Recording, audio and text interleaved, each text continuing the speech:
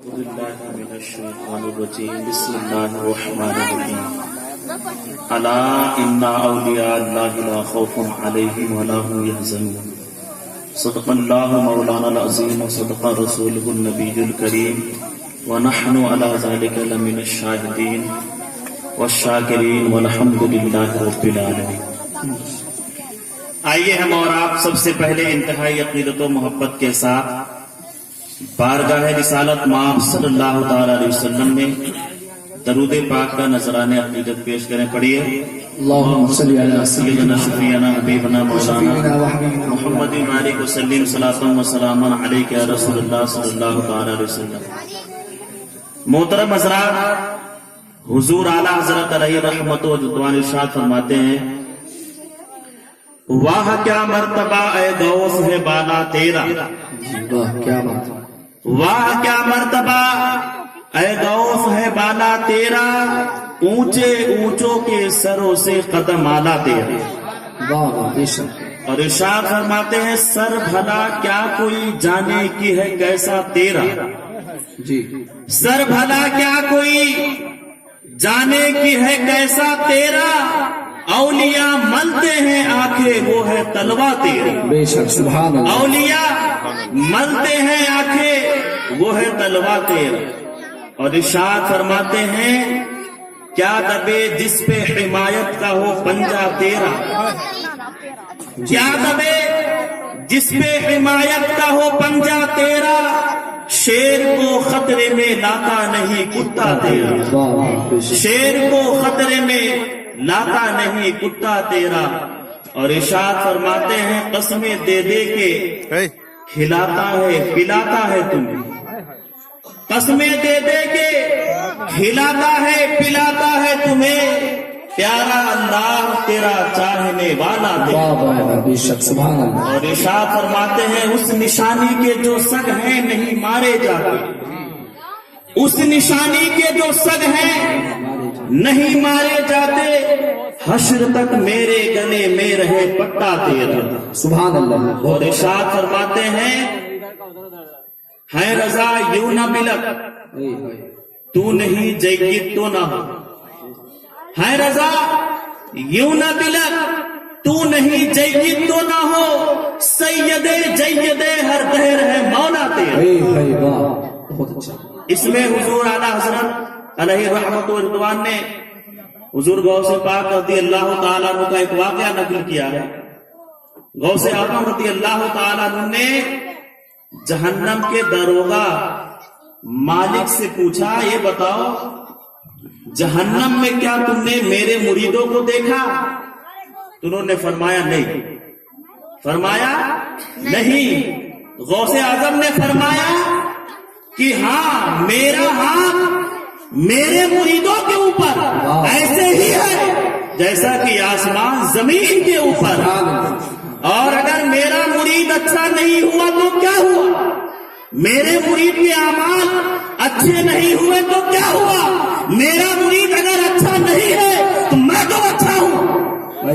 کسی کی ترجمانی کرتے ہوئے اعلیٰ حضرت فرماتے ہیں، ہے رضا یوں نہ بلک، اے احمد رضا مت بلک، پریشان بے چین بے قرار ہونے کی ضرورت نہیں ہے، اگر تو اچھا نہیں ہے، اعمال اچھے نہیں ہے تو کیا ہوا، جس کا مارنے والا ہے وہ تو افضل اور اعلیٰ ہے، وہ تو اچھے ہیں۔ ارشاد فرماتے ہیں، ہے رضا یوں نہ بلک تو نہیں جید تو نہ ہو، سید جید ہر دہر ہے مولا تیرا۔ محترم حضرات، انتہائی مسرت اور شادمانی کا موقع ہے کہ آج ہم اور آپ ضابطہ گنج میں جشن غوث الورا حضور غوث پاک رضی اللہ تعالیٰ عنہ کی محفل میں شامل ہیں، شرکت فرمائے ہیں اور سن رہے ہیں اور اس میں شامل ہیں۔ محترم حضرات، اللہ تبارک و تعالیٰ نے اس روئے زمین کو جب پیدا فرمایا تو طرح طرح کی مخلوق کو اس میں پیدا کیا۔ انہی مخلوقوں میں سے ایک مخلوق جسے اشرف مخلوق کہا جاتا ہے اور احسن تقویم میں پیدا فرمایا جسے انسان کہا جاتا ہے۔ انسان کسے کہتے ہیں؟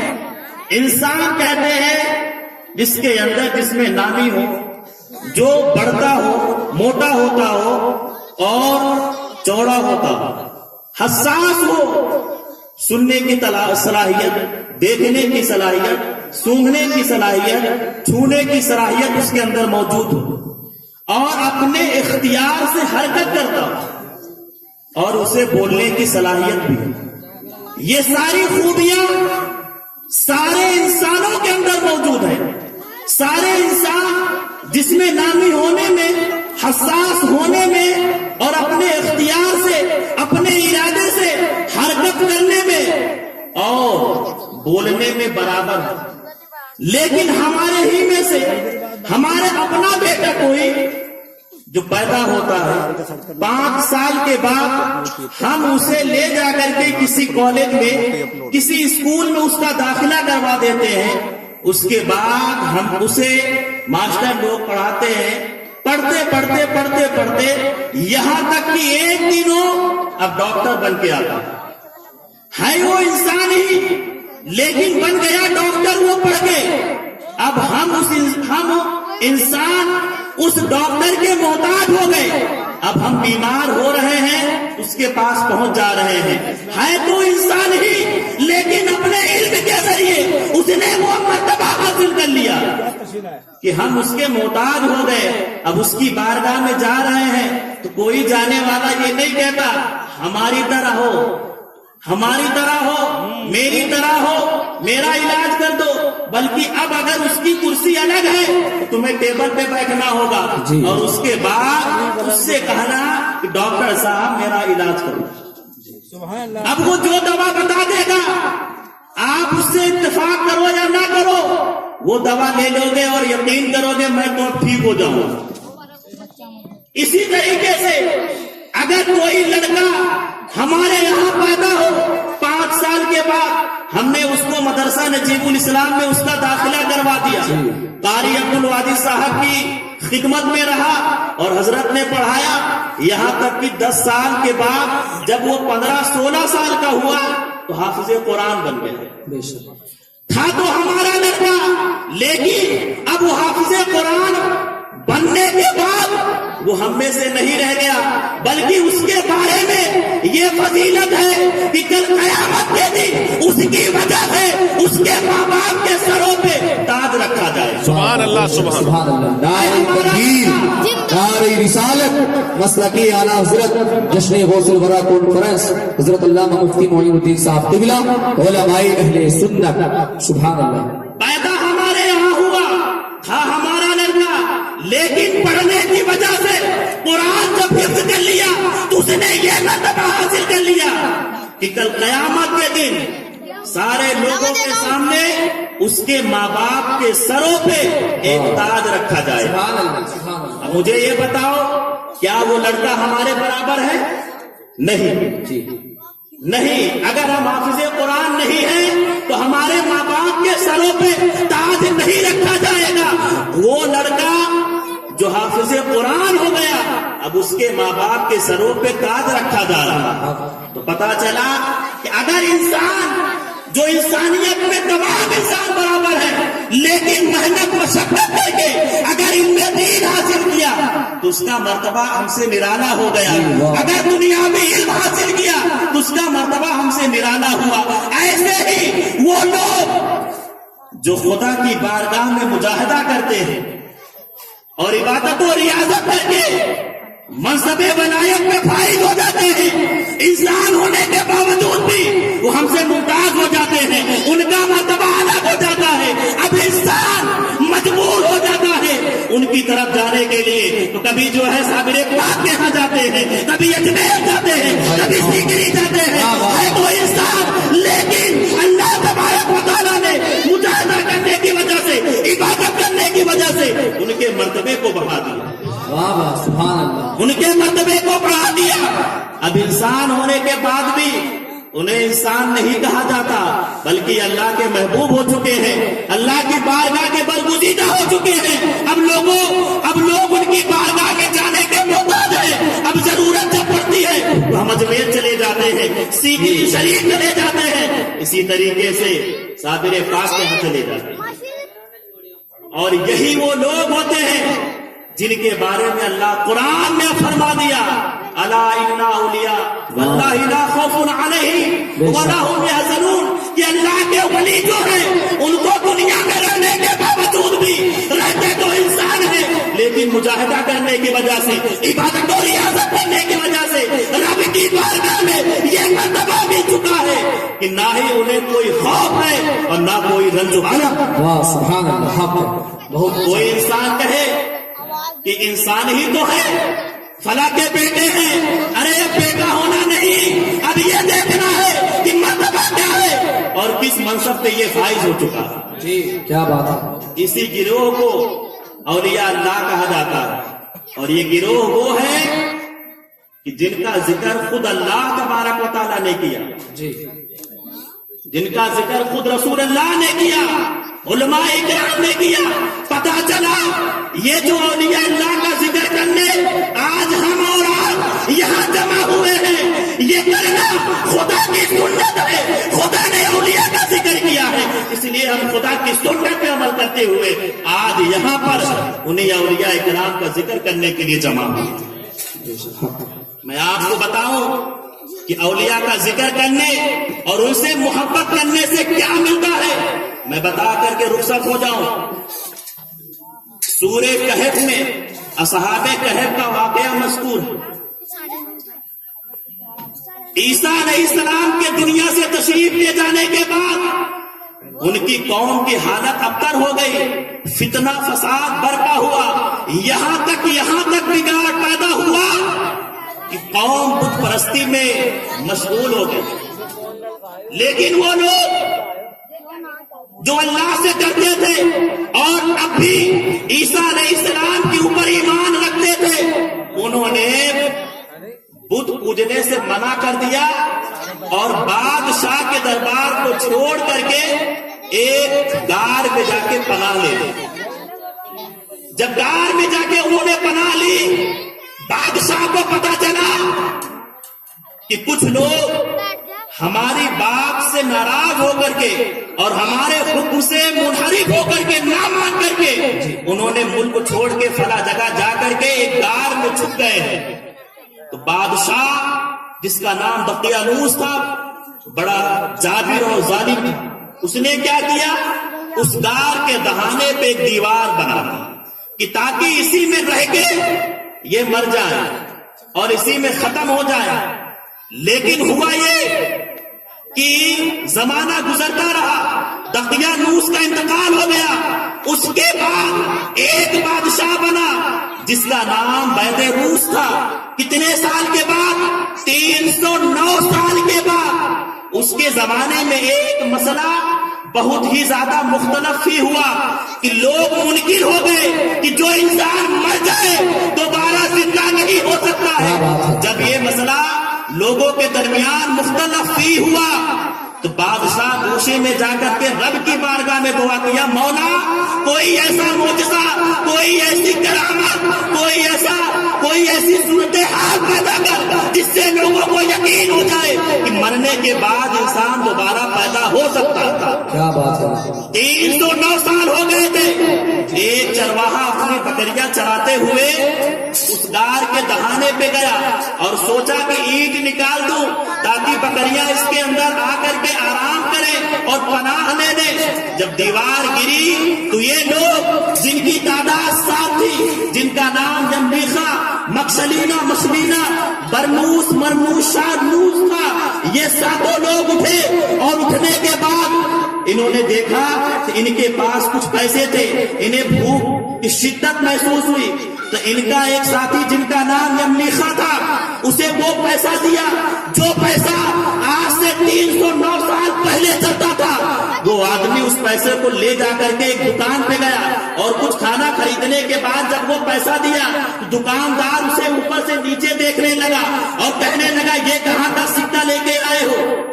اس نے کہا بھائی سکہ تو اسی ملک کا ہے اور میں بھی اسی ملک کا نواسی رہنے والا ہوں, بس یہ ہے کہ ہم ایک دن پہلے یہاں سے چلے گئے تھے اور ایک دن بعد آ رہے ہیں. اس نے کہا یہ کیسے ہو سکتا ہے، تمہاری عمر مجھ سے کم ہے، میں تم سے پہلے پیدا ہوا تھا اور یہ سکہ میرے زمانے میں نہیں چلتا تھا، تمہارے زمانے میں کیسے چل رہا ہوگا۔ اسے یہ شک ہوا کہ شاید اس انسان کو کوئی دفینہ، کوئی خزینہ ہاتھ آ گیا ہے، اس لیے اسے پکڑ کے جو حاکم تھا اس وقت کا اس کے پاس لے کے گئے۔ حاکم نے بھی اس کی بات نہیں مانی۔ یملیکھا نے کہا مجھے یہ بتاؤ، میں تم سے جو پوچھوں گا تم بتاؤ گے؟ حاکم نے کہا ہم بتائیں گے۔ اس نے کہا یہ بتاؤ بادشاہ دقیانوس کا کیا حال ہے؟ تو اس نے حاکم نے بتایا اس کو گزرے کو زمانہ ہو گئے، صدیاں ہو گئی اور اس کا نہ ملک باقی ہے نہ اس کے ماننے والے باقی ہیں، 300 سال گزر گئے۔ تو یملیکھا نے کہا میرے ساتھ چلو، میں اکیلا نہیں ہوں، 300 سال پہلے ہم یہاں سے دقیانوس بادشاہ کے ڈر سے ہم نے اس ملک کو چھوڑ دیا تھا اور ہم ایک غار میں پناہ لے لیے تھے، لہذا بادشاہ جو ہے حاکم وقت سب جو ہے یملیکھا کے ساتھ جب غار میں گئے تو دیکھے وہاں 6 لوگ اور تھے، اور اتنا ہی نہیں جب وہاں گئے تو سب وہ بالکل زندہ تھے۔ پھر یہ لوگ آئے اور ان سے ملے اور لوگوں کو یقین ہو گیا جو انکار کر رہے تھے انسان مرنے کے بعد دوبارہ زندہ نہیں ہو سکتا تھا، یہ بات ثابت ہو چکی تھی کہ 309 سال مرے رہنے کے بعد دوبارہ پیدا ہو چکی۔ واہ واہ سبحان اللہ، نعرہ تکبیر، نعرہ رسالت، مسلک اعلی حضرت علماء اہل سنت، جشن غوث الورا کانفرنس، سبحان اللہ ماشاءاللہ۔ اب میں بات بتاؤں جس لیے میں اس واقعے کو بیان کر رہا ہوں، یہ قوم، یہ 7 لوگ جب دقیانوس کی حکومت، اس کی سلطنت کو چھوڑ کے جانے لگے تو ایک کتا ان کے ساتھ رہتا تھا، وہ کتا بھی ان کے پیچھے پیچھے چلنے لگا۔ جب پیچھے پیچھے چلنے لگا تو ان 7 نے کہا بھائی کتا لوٹ جا، تو بھونکتا ہے، تو بولتا ہے انسانوں کو دیکھ کے اور ہم چھپنے کے لیے جا رہے ہیں، اگر ہم چھپ گئے تو بول دیا ہم پکڑے جائیں گے۔ کتے نے رب کی بارگاہ میں دعا کی مولا مجھے آواز دے دے جس کی وجہ سے میں اسے کلام کر سکوں، اس کی دعا مقبول ہوئی۔ کتا بولنے لگا، کتا نے کہا سنو کتا تو ضرور ہوں، نسل میری کتے کی ہے لیکن میں اولیاء سے محبت کرنے والا، اولیاء کا وفادار ہوگا نہیں، مجھے ساتھ لے چلو، میں بولوں گا نہیں۔ انہوں نے کہا چلو، ساتھ لے کے آئے۔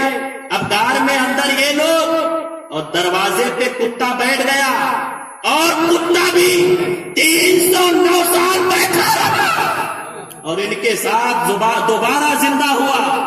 اور سنو اب یہ کتا جو اصحاب کہف، جو اولیاء تھے، جو اللہ کے ولی تھے، ان کے ساتھ وفاداری کیا، اس کا مرتبہ اتنا بڑا کہ اللہ قرآن میں ذکر کر رہا ہے۔ قرآن میں اللہ فرما رہا ہے وَقَلْبُهُمْ بَاسِطٌ ذِرَاعَيْهِ بِالْوَسِيلِ، اور ان کا کتا اپنی کلائیاں دروازے پہ بچھائے ہوئے بیٹھا ہے۔ مجھے یہ بتاؤ قرآن میں کسی کتے کا ذکر آیا ہے؟ نہیں، اگر آیا ہے تو اولیاء سے محبت کرنے کی وجہ سے آیا ہے، اولیاء سے وفاداری کرنے کی وجہ سے آیا ہے، نتیجہ مل گیا۔ اگر اولیاء سے محبت کتا کرے تو قرآن میں اس کا ذکر آ جائے۔ کے مسلمان اولیاء سے محبت کرے انشاءاللہ جنت میں ٹھکانہ مل جائے۔ سبحان اللہ، نعرہ رسالت، مسلک اعلی حضرت فیضان غوث اعظم، کرامات غوث اعظم، سبحان اللہ، بہت اچھا تھا۔ اور اتنا ہی نہیں، ایک ہی مرتبہ نہیں، دنیا کا کتنا بھی امیر سے امیر آدمی اگر اپنے کتے کے ساتھ نہیں آئے اس کا تو ذکر ہوتا ہے، کتے کا نہیں ہوتا۔ مثال کے طور پہ اگر دوسرے ملک کا کوئی راشٹرپتی اپنی بیوی اور کتے کے ساتھ آ جائے تو لوگ کہیں گے جی بہت کہ اچھا، فلاں راشٹرپتی اپنی بیوی کے ساتھ آیا تھا، یہ نہیں کہے گا کہ تیسرا ان کا کتا تھا۔ اگر اپنی بیٹی کے ساتھ آ جائے تو لوگ یہ نہیں کہیں گے 3 وہ تھے، چوتھا اس کا کتا تھا۔ لیکن قرآن ان کے بارے میں فرما رہا ہے کہ وہ 3 تھے، چوتھا ان کا کتا تھا، 5 تھے، چھٹواں ان کا کتا تھا۔ اور 6 تھے، 7واں ان کا کتا تھا. تو پتا چلا کہ اگر اولیاء سے محبت کتا کر لے، اولیاء سے وفاداری یہ کتا کر لے جس کی کوئی قدر نہیں ہوتی ہے، تو وہ مرتبہ ملتا ہے. قرآن میں اس کا ذکر آتا ہے، قرآن میں اس کا ذکر آتا ہے، قرآن میں اس کا بیان آتا ہے. کس وجہ سے؟ اولیاء سے وفاداری کرنے کے لیے. جی واہ. تو جب اگر ایک کتا اولیاء سے وفاداری کیا، محبت کا ثبوت دیا اور محبت کیا، تو قرآن میں اس کے بیٹھنے کا طریقہ آ گیا. ایسے بیٹھا تھا، اپنی کلائیاں بچھا کے بیٹھا تھا. کوئی بھی انسان آئے، انسان اس کے کتے کا ذکر نہیں کرتا کہ فلاں آدمی آیا تھا اور اپنے کتے کو لایا. آدمی تو کرسی پہ بیٹھ گیا اور اس کا کتا نیچے اپنی کلائیاں بچھا کے بیٹھ گیا. ذکر نہیں ہوتا، نہ کوئی انسان کرتا ہے. لیکن اس کتے کا جس کا نام قطمیر تھا، اتنا مرتبہ بڑھا، اتنا بڑھا کہ اس کے بیٹھنے کا طریقہ قرآن میں مذکور ہے کہ ایسے بیٹھا تھا کہ اپنے کلائیاں چوکھٹ پہ بچھا کے بیٹھا تھا. تو نتیجہ مل گیا مسلمانوں کو کہ اولیاء سے محبت کرے گا تو قرآن میں ذکر آ گیا، اور محبت کریں گے تو انشاءاللہ جنت میں ٹھکانہ ملے گا. بے شک بے شک، سبحان اللہ. اور ایک بات اور بتاؤ، یہ تو تھا کہ خود قرآن میں اللہ نے اولیاء کا ذکر کیا اور میرے آقا نے بھی اولیاء کا ذکر کیا. آقا ارشاد فرماتے ہیں کہ قوم بنی اسرائیل میں حدیث پاک بخاری مسلم دونوں میں موجود ہے، اور اس کے راوی ابو سعید خدری رضی اللہ تعالیٰ عنہ وہ فرماتے ہیں کہ آقا نے ارشاد فرمایا کہ قوم بنی اسرائیل میں ایک انسان تھا، اتنا گناہ کیا تھا، اتنا گناہ کیا تھا کہ 99 قتل اس نے کیے تھے. وہ ایک آدمی سے پوچھا کہ یار آپ میں توبہ کرنا چاہتا ہوں، مجھے کسی انسان کا راستہ بتاؤ، پتہ بتاؤ کہ میں اس جاؤں اور اس کے ہاتھ پہ توبہ کر لوں. تو لوگوں نے ایک راہب کا راستہ بتایا کہ فلاں راہب کے پاس چلے جاؤ اور اس کے ہاتھ پہ توبہ کر لینا. جب یہ اس راہب کے پاس گیا تو راہب نے پوچھا کس لیے آئے ہو؟ اس نے کہا 99 قتل کر چکا ہوں، گناہوں کا انبار ہے نامے اعمال میں، آیا ہوں توبہ کرنے کے لیے، کیا میری توبہ ہو سکتی ہے؟ تو راہب نے کہا چلے جاؤ یہاں سے ورنہ عذاب خدا کا نازل ہوگا، میں بھی آ جاؤں گا. 99 قتل کر چکا ہے اور کہہ رہا ہے میری توبہ قبول ہو سکتی ہے؟ تیری توبہ نہیں قبول ہو سکتی. تو اس نے کہا جب توبہ نہیں قبول ہوگی تو 99 کی عدد کیا 100 پورا نہ کر لوں؟ اس نے خنجر نکالا اور اس کو بھی مارا. کہا چلو کم سے کم 100 کی تعداد تو پوری ہوئی. پھر وہاں سے آ گیا اپنے گھر. لیکن پھر جب کچھ دن رہا تو اس کے دل نے اسے ملامت کی اور وہ ڈرا. پھر لوگوں سے پتہ پوچھنے لگا، مجھے بتاؤ کسی ایسے کا پتہ کہ جس کے ہاتھ پہ جا کے میں توبہ کر لوں، اللہ میرے گناہوں کو معاف کر دے. لوگوں نے پتہ بتایا، فلاں گاؤں میں چلے جاؤ، ایک مولانا صاحب رہتے ہیں. وہاں گیا، مولانا صاحب سے ساری رودات اس نے اپنی بتائی. تو مولانا صاحب نے کہا نہیں، فلاں گاؤں میں چلے جاؤ، وہاں اللہ کے کچھ ولی رہتے ہیں، ان کے بارگاہ میں رہو گے، ان کے ساتھ عبادت کرو گے، ان کے ساتھ اٹھو بیٹھو گے، اللہ تمہارے گناہوں کو معاف کرے گا. بہت اچھا ذرا. اب یہ انسان اس عالم کے گھر سے چلا ہی تھا، چلا اور ابھی آدھا راستہ طے کیا تھا، نصف راستہ. اتنے میں اس کی زندگی کا ٹائم ختم ہو گیا. زندگی کا ٹائم ختم ہو گیا، زندگی اختتام پذیر ہو گئی. اسرائیل علیہ السلام آگے کیا ہے؟ موت کا فرشتہ ہوں میں، روح نکالنے آیا ہوں. اچھا میں تو توبہ کرنے جا رہا تھا، اب مہلت نہیں ہے. فوراً ہی انہوں نے روح نکالی اور وہ انسان وہیں پر مردہ ہو گیا. مردہ ہونے کی دیر تھی، فوراً جنتی فرشتے ایک طرف سے آ گئے، ایک طرف سے جہنمی فرشتے آ گئے. جنتی فرشتوں نے کہا میں لے کے جاؤں گا، جہنمی فرشتوں نے کہا میں لے کے جاؤں گا. جہنمیوں نے کہا نفس و قتل کیا ہے، گنہگار ہے، خطاکار ہے، نامہ اعمال سیاہ ہے، میں لے کے جاؤں گا. جنتیوں نے کہا جا تو اللہ کے ولی کے گھر جا رہا تھا، اللہ کے ولی کے گھر جا جب اختلاف زیادہ بڑھا تو اللہ نے کچھ فرشتوں کو بھیجا فیصلہ کرنے کے لیے، اور انہیں سکھایا کہ جاؤ ان سے کہہ دو کہ یہ زمین نہ پی جائے، اگر اس کے گھر کی دوری زیادہ ہو تو اسے جہنم میں لے کے جایا جائے، اور اگر ولی کا گھر قریب ہو تو اسے ولی کے بارگاہ میں بھیج کر کے جنتی بنا دیا جائے۔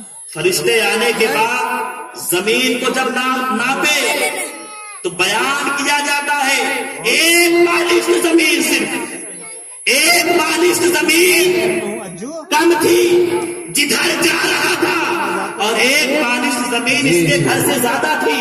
پتا چلا صرف ایک بالشت زمین اولیاء اکرام کے گھر کی طرف کم ہونے کی وجہ سے فیصلہ ہو گیا یہ جنتی ہے، یہ جا رہا تھا اولیاء اکرام کی بارگاہ میں جانا۔ بے شک نعرہ تکبیر، نعرہ رسالت، مسلک اعلی حضرت جشن غوث الورا کانفرنس، علماء اہل سنت، بہت اچھا ذرا نتیجہ ملا، فیصلہ ہو گیا اگر اولیاء کی بارگاہ میں چلا جائے، ابھی توبہ نہیں کیا تھا، صرف نکلا تھا کہ توبہ کر لوں گا، اولیاء کرام کی بارگاہ میں پہنچا نہیں تھا، تو جنتی ہونے کا فیصلہ ہو گیا۔ اور ہم مسلمان اگر اولیاء کرام کا مسلمان ہونے کے ساتھ بھی ذکر کریں اور ان کے 11ویں میں اور ان کے فاتحہ میں خرچ کریں تو ہمارے اوپر خدا کی رحمت اور عنایت کا عالم کیا ہے۔ سبحان اللہ، بے شک 100 انسانوں کے قاتل کو صرف اولیاء کرام کی طرف جانے کی وجہ سے اگر جنتی ہونے کا مستحق مل سکتا ہے تو ہم مسلمانوں کو جنت ولیوں سے محبت کرنے کی وجہ سے بھی جنتی ہونے کا مستحق انشاءاللہ ملے گا۔ بے شک اور آخری بات بتا اس کے بھیا عمرہ میں کے لیے رخصت ہو جاؤں۔ جی یہ تو تھا کہ نبی پاک نے بھی اولیاء کرام کا ذکر کیا۔ حضرت جنید بغدادی علیہ الرحمہ بغداد شریف میں جب درس دینے کے لیے بیٹھتے، خطاب فرماتے، لوگوں کو دین کی باتیں جب بتاتے تو ان کی بارگاہ میں ایک کتا بڑا دور آ کے بیٹھ جاتا۔ سبحان اللہ، سبحان اللہ، ایک کتا بڑا دور آ کے بیٹھ جاتا، اور جنید بغدادی اپنے مریدین کو معتدین کو پڑھاتے سکھاتے رہتے، درس و تدریس دیتے رہتے، اس کتے کی طرف نگاہ نہیں کرتے، لیکن کتا بھی روزانہ بنا ناگا آگے بیٹھتا اس امید پر کہ ہو سکتا ہے کسی دن نگاہ ہو ہی جائے، کسی دن کرم کی نگاہ میری طرف ہو ہی جائے۔